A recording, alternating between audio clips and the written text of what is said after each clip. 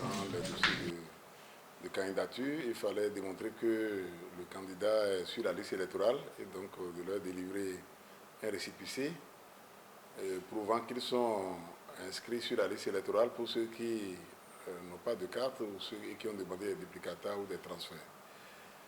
Jusqu'à hier et même ce matin, le COS-LEPI continue de recevoir des requêtes des partis politiques restés en lice au terme de la recevabilité des dossiers par la Sénat.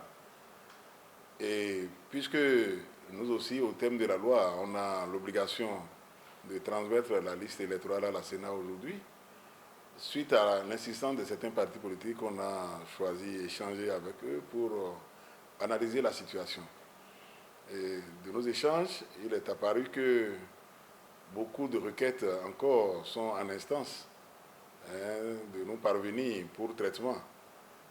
Et les partis, certains sont allés jusqu'à dire de leur permettre de jouir de leurs droits que leur confère la loi, de bénéficier de 72 heures après la notification de la Sénat. Et que si éventuellement nous on remettait la liste aujourd'hui et qu'entre-temps, dans les 48 heures qui viennent, la Sénat leur notifiait les observations et que, entre autres, ils avaient besoin encore du COS-LEPI, qu'est-ce qu'eux vont faire?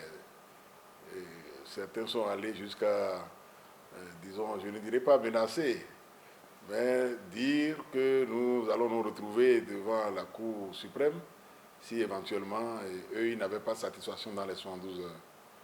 Donc nous avons pris acte et leur avons dit que la plénière du COS-LEPI va pencher sur la question et que nous allons leur revenir.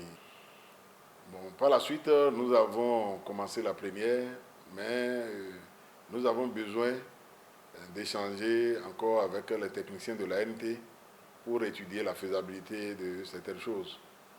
Donc nous avons suspendu encore la plénière et l'avons reporté le temps que le régisseur et tout son personnel, ils analysent les requêtes, tout ce que nous avons entendu des partis politiques pour que nous puissions statuer sur la question demain.